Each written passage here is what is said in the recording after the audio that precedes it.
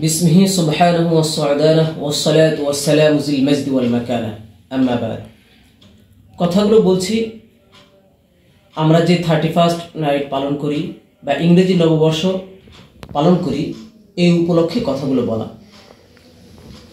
তো 31st night জিনিসটা কি, সেটি হলো বছরের শেষ লগ্নে এসে যে আমরা আনন্দ ফুর্তি উদযাপন করি, এটা হলো 31st। প্রথমে আমাদেরকে জানতে হবে যে এই 31st নাইট এটা কোন জায়গা থেকে এসেছে। ইংরেজি নববর্ষ, এই ইংরেজি নববর্ষ এর ইতিহাসটি জানার আগে আমাদেরকে প্রথমে জানতে সচরাচর কয় ধরনের সন আমাদের মাঝে প্রচলন রয়েছে। আমাদের এই উপমহাদেশে সচরাচর 3 ধরনের সন বিদ্যমান আছে বা প্রচলন আছে। প্রথমত হলো আরবি হিজরি সন। এই হিজরি সনটি নবী করিম সাল্লাল্লাহু আলাইহি ওয়াসাল্লাম যখন মক্কা থেকে মদিনা মনোয়ারাতে রওনা করেন, হিজরত করেন, তখন থেকে এর সূচনা। কিন্তু এই উপমহাদেশে এর সূচনা হলো হযরত ওমর রাদিয়াল্লাহু তাআলা আনহু যখন এই উপমহাদেশে তার সাথীবর্গকে খলিফা নিযুক্ত করে পাঠায়, এরপর এই উপমহাদেশে ইসলামের পতাকা উড্ডীন করে। এরপর থেকে এই উপমহাদেশে ইসলামের আনাগোনা শুরু হয়। তখন থেকে এই হিজরি সনের তারিখা, এমনকি 1201 খ্রিস্টাব্দে ইখতিয়ার উদ্দিন মোহাম্মদ বখতিয়ার খিলজি যখন এই উপমহাদেশে ইসলামের পতাকা উড্ডীন করে, তখনও এই উপমহাদেশে আরবি তারিখ ঘোষণা হতো এবং আরবি তারিখ অনুযায়ী সবকিছু কার্যক্রম পরিচালনা হতো। আর দ্বিতীয় সেটি হলো বাংলা সন। এই বাংলা সনটি কি? এই বাংলা সনের সাথে এর অনেক কিছু সম্পর্ক আছে। এর 40-50 বয়সের ঊর্ধ্বে তারা এই বিষয়টি খুব ভালোভাবে জানেন, কোন মাসে ফসল হয়, আবার কোন মাসে ফসল কাটতে হয়, শীত কোন সময় আসে, সব বিষয়গুলো এই বাংলা তারিখ অনুযায়ী হয়ে থাকে। তাদের কাছে এর অনেক গ্রহণযোগ্যতা রয়েছে। আর তৃতীয় হলো ইংরেজি সন। ইংরেজি সনের সূচনা কখন হয়েছিল? ইংরেজি সন এটা হলো ঈসাই সন বলা হয়। ঈসাই সন অর্থাৎ হয়তো ঈসা আলাইহিস সালামের জন্ম যেদিন থেকে হয়েছিল এর গণনাও সেই দিন থেকে হয়। এর পরবর্তীতে এই উপমহাদেশে খ্রিস্টাব্দ সন বা ঈসাই সন শুরু হয়েছিল কোন সময়? সেটা হলো 1757 খ্রিস্টাব্দে যখন সিরাজউদ্দৌলা ইংরেজদের সাথে পলাশির যুদ্ধ পরিচালনা করে। তখন ওই পলাশির যুদ্ধে মীর জাফরের বিশ্বাসঘাতকতার কারণে এই পলাশির যুদ্ধে সিরাজউদ্দৌলা পরাজিত হন।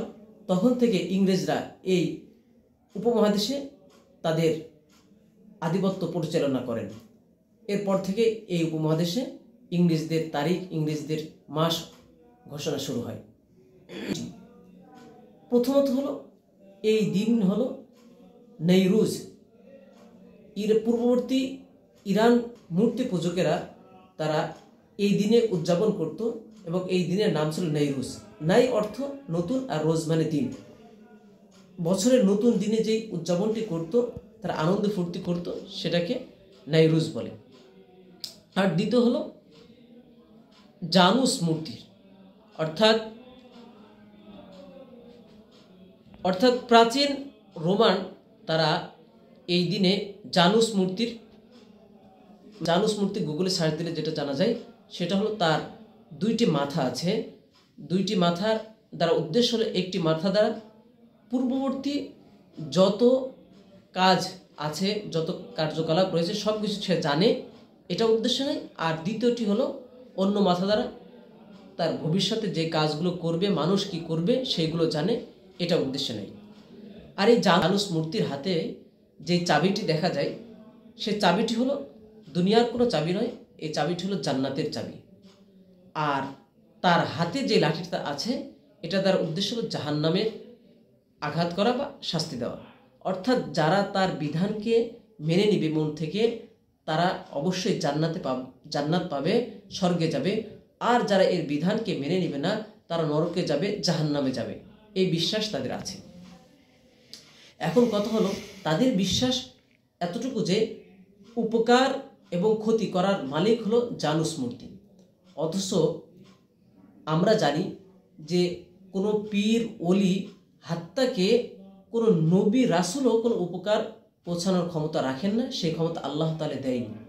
আল্লাহ তাআলা কোরআনের মধ্যেই বলে দিয়েছেন, কুল্লা আমলিকু লিনাফসি নাফআ ওয়ালা দাররা ইল্লা মা শা আল্লাহ।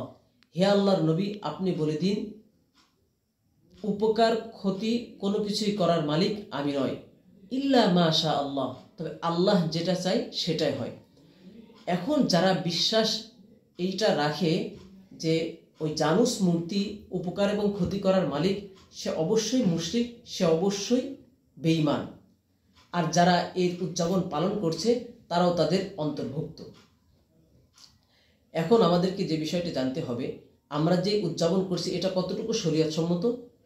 আসলে আমরা বাঙালি জাতি, আমরা মানুষের কার্যকলাপ দেখে, মানুষের অনুষ্ঠান দেখে আমরা নাচানাচি করি। আসলে এই অনুসরণটি তাদের করা হবে যারা ওই জানুস মূর্তির অনুসরণ করেছে। ইংরেজদের সম্পর্কে আমাদের জানতে হবে যে আমাদের এই উপমহাদেশে ইংরেজদের যে আধিপত্য হয়েছে তারা আমাদেরকে কি ক্ষতি করেছে।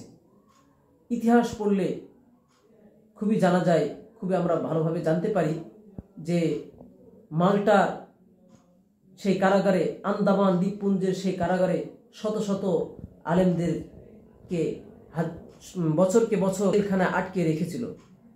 এটা হলো সেই ইংরেজদের অভ্যাস। শুধু তাই নয়, এরকম মুসলিম জাতি আন্দুলুস তথা স্পেনে 750 বছর ইসলাম প্রতিষ্ঠা করার পরেও ওই মুসলমানদেরকে ধোঁকা দিয়ে, মসজিদে নিরাপত্তার নামে ধোঁকা দিয়ে তারা মসজিদে একত্রিত করে তালাবদ্ধ করে লক্ষ লক্ষ মুসলমানদেরকে পুড়িয়ে মেরেছিল। শুধু তাই নয়, আলিমুল আমাদেরকে গ্র্যান্ড ট্রেন রোডে, যেটা 11 কিলোমিটার দূর পথ, এই পথে প্রতিটা রাস্তায় আলিমুল আমাদের লাশ ঝুলিয়ে রেখেছিল। এমন একটা গাছ ছিল না যেখানে আলিমুল আমাদের কোনো লাশ ছিল না।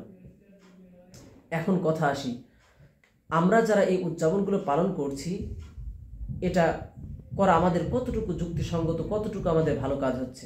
হে মুসলিম জাতি, ভালোভাবে চিন্তা করে দেখি আমরা যে কর্ম করছি এটা কি আমাদের জন্য কল্যাণ বয়ে আনবে নাকি আমাদের জন্য অকল্যাণ বয়ে আনবে। আল্লাহ তাআলা কোরআনের মধ্যে বলেছেন, ইয়া আইয়ুহাল্লাযীনা আমানুত্তাকুল্লাহা ওয়াল তানজুর নাফসুম মা কদ্দামাত লিগাদ।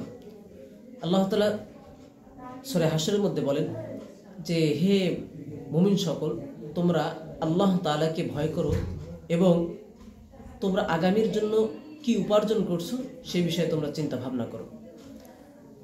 আল্লাহ তাআলার নবী হযরত মুহাম্মদ মুস্তাফা সাল্লাল্লাহু আলাইহি ওয়াসাল্লাম বলেছেন, হাসিবু ক্বাবলা আন তুহাসাবু, যে তোমরা তোমাদের হিসাব নেওয়ার আগেই তোমরা নিজেদের হিসাব নিয়ে নাও। তো মুসলিম জাতি, আমরা যেই উদযাপনটি পালন করতে যাচ্ছি বা যারা এর ইচ্ছা সংকল্প করেছে তাদেরকে খুব ভালোভাবে বলি, আমরা এই কাজ থেকে দূরে থাকি। আমাদের পরিবার পরিজন যারা আছে তারাও এই কাজ থেকে যেন দূরে থাকে, এই দায়িত্ববোধ আমাদের মধ্যে যেন জন্মে। কারণ আমাদের প্রত্যেকে কিন্তু দায়িত্বশীল, আর প্রত্যেকের দায়িত্ব সম্পর্কে কিন্তু অবশ্যই জিজ্ঞাসা করা হবে। কারণ নবী করিম সাল্লাল্লাহু আলাইহি ওয়াসাল্লাম বলেছেন, কুল্লুকুম রাঈন ওয়া কুল্লুকুম মাসউলুনা আন রাঈয়াতিহি, তোমাদের প্রত্যেকে হলো জিম্মাদার, আর প্রত্যেকের জিম্মাদারি বিষয়ে অবশ্যই জিজ্ঞাসা করা হবে। একজন বাবা হিসাবে সে কেমন, তার সন্তান কোন ধরনের কাজ করছে, অশ্লীল কোনো কাজ করছে কিনা, এই বিষয়ে অবশ্যই তাকে জিজ্ঞাসা করা হবে। শুধু তাই নয়, একজন দাদা তার নাতির বিষয়েও তাকে জিজ্ঞাসা করা হবে, একজন দাদা হিসাবে নাতিকে কতটুকু সে শাসন করেছে। শুধু তাই কিন্তু হে জাতি, একটা বিষয় অবশ্যই খেয়াল রাখি, আমরা যে আনন্দ উদযাপন করছি একটু ভেবে দেখি এই আনন্দটি কিসের জন্য। পরবর্তী বছর হ্যাপি নিউ ইয়ার, যে নতুন বছরের সূচনা হচ্ছে, এই জন্য আমরা আনন্দ করছি। কিন্তু আমরা কি একটু ভেবে দেখি না যে আমাদের বছর অতিবাহিত হয়ে গেল, সেটা কেমন পার হলো, সেটা যদি খারাপ পার হয় বা আমাদের নিজেদের মধ্যে একটু আফসোস হয় না? এর কারণে কি একবার কান্নাকাটিও করি না আমরা? মানুষ এতই অধপতনের মধ্যে যে নতুন বছর শুরু হচ্ছে 1 মিনিট পরে, তার 1 মিনিট আগে তো 2024 সাল শেষ হচ্ছে। সেখানে আমাদের অনেকের আছে যাদের খারাপ মুহূর্ত পার করেছে, তাদের তো জন্য এমন হওয়ার দরকার ছিল, তাদের জন্য আমরা বিলাপ করছি, কষ্ট ক্লেশ প্রকাশ করছি, এমন আমাদের হচ্ছে না। তাই মুসলিম জাতি, আমাদের এই ধরনের বেলেল্লেপনা, অশ্লীলতা মানুষের মাঝে ছড়িয়ে দেওয়ার চেয়ে আমাদের বছর যেন আনন্দ ফুর্তির সাথে হয়, আমরা যেন মানবতা বুঝি, আমরা যেন কল্যাণের জন্য কাজ করি, সমাজ নিয়ে কাজ করি।